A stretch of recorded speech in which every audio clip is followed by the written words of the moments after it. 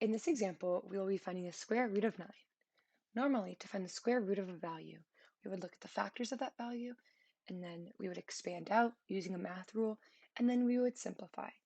However, the square root of 9 is an exception because the square root of 9 contains a perfect square. A perfect square is a value where if you take the square root of that perfect square, you will obtain, as a result, a whole number. So the square root of a perfect square is a whole number. Let's take a look at the factors of 9 to see if we can spot any perfect square possibilities.